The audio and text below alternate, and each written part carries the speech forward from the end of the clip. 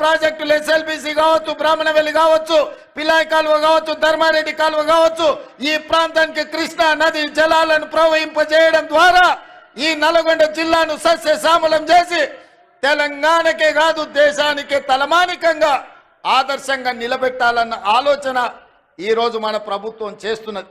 ఇదే కాదు, ఉత్తమ్ కుమార్ రెడ్డి గారు సాగునీటి పారుదల శాఖ మంత్రిగా, సివిల్ సప్లైస్ మినిస్టర్గా ఈరోజు బాధ్యత వహిస్తూ మేము ఆనాడు చెప్పినాం వరి పండించండి అని.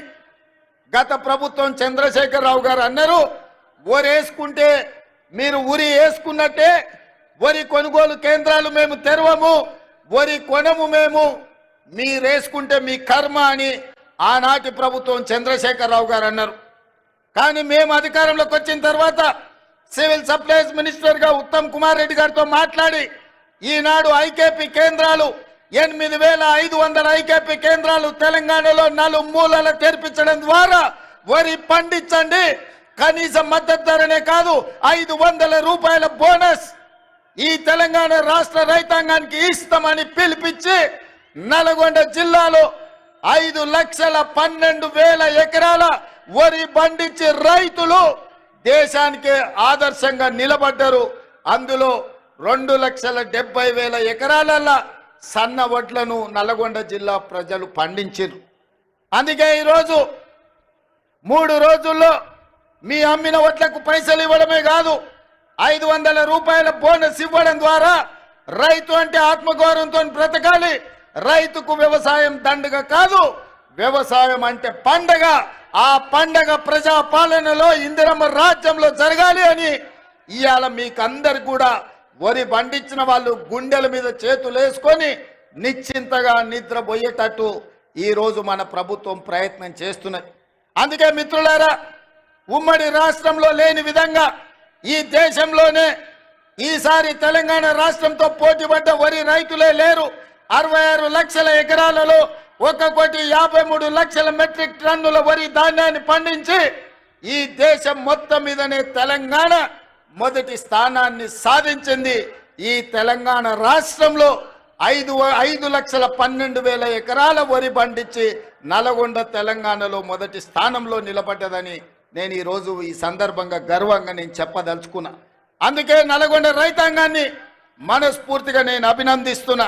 అందుకే చంద్రశేఖరరావు గారికి ఈరోజు నేను చెప్పదలుచుకున్నా, మీరు అధికారంలో ఉంటే చెలాయిస్తాం, ఓడిపోతే ఫామ్ హౌస్లో పడుకుంటామనే విధానము ఇది మంచిది కాదు మీకు, మీ అనుభవానికి, మీ హోదాకు. ఈరోజు నేను సూటిగా వారిని ఒకటే మాట అడుగుతున్నా, మేమందరం ఎన్నికల్లో పోటీ చేయలేదా?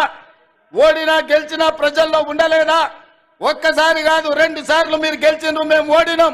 మీరు ముఖ్యమంత్రిగా ఉన్నప్పుడు ప్రధాన ప్రతిపక్ష నాయకుడిగా పెద్దలు జానారెడ్డి గారు నిరంతరం ప్రజల మధ్యలో ఉండి శాసనసభలో పాలక పక్షానికి సలహాలు సూచనలు ఇస్తూ ప్రభుత్వం చేసే తప్పిదాల మీద వారు సూటిగా పదునుగా ప్రభుత్వాన్ని నిలదీశారు. అదేవిధంగా మిత్రుడు బట్టి విక్రమార్క గారు మరొక 5 సంవత్సరాలు సిఎల్పి నాయకుడిగా మా ఎమ్మెల్యేలను మీరు గుంజుకున్నా, ముక్కవని ధైర్యంతో సిఎల్పి హోదాను మీరు తొలగించినా ఏ రోజు అధైర్య పడలేదు. ధైర్యంగా 5 మంది శాసనసభ్యులతో పంచ పాండవులలాగా అందులో కోమటిరెడ్డి రాజగోపాల్ రెడ్డిని కూడా ఎంబడి పెట్టుకొని మీతోని కొట్లాడి, నెంబర్ కాదు సమస్యలను ప్రస్తావించడం ప్రతిపక్ష బాధ్యత అని ప్రజా సమస్యల మీద చట్టసభలలో మా సిఎల్పి నాయకుడు ఆనాడు బట్టి విక్రమార్క గారు మీ ప్రభుత్వం మీద పోరాటం చేయడమే కాదు మీ ప్రభుత్వానికి సలహాలు ఇచ్చిండ్రు. మరి ఈరోజు నేను చంద్రశేఖరరావు గారిని అడుగుతున్నా, సంవత్సరం పూర్తి అయింది, మీరు ఎప్పుడైనా మీ ప్రతిపక్ష నాయకుడి పాత్ర పోషించిండ్రా? మీరు శాసనసభకు వచ్చిండ్రా? మీ అనుభవాన్ని ఎమ్మెల్యేగా, రాష్ట్ర మంత్రిగా, పార్లమెంట్ సభ్యుడిగా, కేంద్ర మంత్రిగా, తెలంగాణ రాష్ట్ర సమితి అధ్యక్షుడిగా, తెలంగాణ రాష్ట్ర ముఖ్యమంత్రి 10 సంవత్సరాలుగా మీకున్న అనుభవాన్ని, మీ వయసును తెలంగాణ ప్రజల కోసం ఏ ఒక్క రోజైనా వినియోగించిండ్రా? మీరు ఆలోచన చేయండి, ఆత్మ పరిశీలన చేసుకోండి. చంద్రశేఖరరావు గారు ఇంత అనుభవాన్ని 40 సంవత్సరాల ప్రజా జీవితంలో 4 కోట్ల ప్రజలు మీకు అండగా నిలబడి మిమ్మల్ని మోస్తే ఈరోజు ప్రతిపక్ష పాత్ర, శాసనసభలో ప్రతిపక్ష కుర్చీ ఖాళీగా ఉండడం ఈ తెలంగాణ సమాజానికి ఏమి సమాధానం చెప్తారు మీరు అని అడుగుతున్నా. ఇవాళ నేను ఒకటే సూచన చేయదలుచుకున్నా, గెలిస్తే ఉప్పొంగిపోవడం, ఓడిపోతే కుంగిపోవడం, కుంగిపోయి ఫామ్ హౌస్లో పడిపోవడం మీ స్థాయికి, మీ గౌరవానికి తగ్గదు. ఓటమి మేము చూసినాం. ఎమ్మెల్యేగా నేను ఓడిపోయినా, ఎమ్మెల్యేగా ఎంకన్నా ఓడిపోయిండు. కానీ ప్రజాక్షేత్రం మొదలలే మళ్ళా పార్లమెంట్ ఎన్నికల్లో నిలబడి ప్రజా తీర్పు కోరినాం. మల్కాజ్గిరి నుంచి నేను, అదే విధంగా నల్గొండ నుంచి ఎంకన్నా ఎంపీలుగా గెలిచి పార్లమెంటులో తెలంగాణ గళాన్ని వినిపించినాం.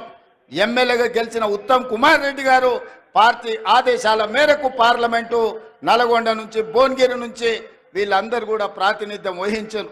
అది మల్కాజ్గిరి కావచ్చు, ఎంకన్నా ప్రాతినిధ్యం వహించిన భువనగిరి కావచ్చు, ఉత్తమ్ కుమార్ రెడ్డి గారు ప్రాతినిధ్యం వహించిన నల్గొండ కావచ్చు. ప్రతిపక్ష పాత్ర మేము పోషించాలని ప్రజలు అండగా నిలబడి గెలిపించారు. మరి ఈరోజు నేను అడుగుతున్నా, సంవత్సరం పూర్తయిన సందర్భంగా చంద్రశేఖరరావు గారు మీరు ఒక్కసారి ఆత్మ పరిశీలన చేసుకోండి. గెలిస్తే ఉప్పొంగడం, ఓడిపోతే కుంగిపోవడం ఇది తెలంగాణ సమాజానికి, ప్రజాస్వామ్యానికి మంచిదా? మీరెందుకు బయటికి రావడం లేదు? మీరెందుకు మాట్లాడడం లేదు? ప్రభుత్వం తీసుకుంటున్న నిర్ణయాలు మీకు నచ్చకపోతే, ప్రజలకు కష్టం వస్తే ప్రజల పక్షాన మీరు మాట్లాడవలసింది పోయి మీరు ఒక గాలి బ్యాచ్ను జమ చేసి ఊరి మీదకి వదిలిను. వాళ్ళ మాటలు ఎప్పుడైనా మీరు విన్నారా? చంద్రశేఖరరావు గారు ఏం మాట్లాడుతున్నారో, ఏం చేస్తున్నారో? ఫ్యాక్టరీలు తెస్తామంటే వద్దంటారు, పరిశ్రమలు పెడతామంటే వద్దంటారు, రోడ్లు వేస్తామంటే వద్దంటారు, RRR కడతామంటే వద్దంటారు, బ్రాహ్మణ వెళ్ళి పూర్తి చేస్తామంటే వద్దంటారు, ఫార్మా సిటీ కాదు అది ఫ్యూచర్ సిటీ అంటే వద్దంటారు, మన ఫాక్సికాన్ పెట్టుబడులు తెస్తామంటే వద్దంటారు, మీకు ఇచ్చిన మెడికల్ కాలేజీలు పూర్తి చేస్తామంటే వద్దంటారు. ఈరోజు ఏది అయినా వద్దనడం తప్ప ఇంకొక మాటనే వాళ్ళకి తెలుస్తలేదు. నేను అడుగుతున్నా, ఏది వద్దన్నప్పుడు, భూసేకరణ చేయొద్దన్నప్పుడు, పెట్టుబడులు రావద్దన్నప్పుడు, కాలేజీలు తెరవద్దన్నప్పుడు, ఉద్యోగాలు ఇవ్వద్దన్నప్పుడు, గ్రూప్ 4 పరీక్షలు పెట్టొద్దన్నప్పుడు, గ్రూప్ 1 పరీక్షలు పెట్టొద్దన్నప్పుడు, DSC నోటిఫికేషన్ రద్దు చేయమంటే ఏ విధంగా తెలంగాణ రాష్ట్రం ముందుకు వెళ్తుందో తెలంగాణ సమాజం ఆలోచన చేయాలి. ఇయ్యాల పరీక్షలు పెట్టొద్దు, పిల్లలకు ఉద్యోగాలు ఇవ్వద్దు అంటే ఇది తెలంగాణకి క్షేమమా? ఇది తెలంగాణకు మంచిదా? ఒక్కసారి ఆలోచన చేయండి.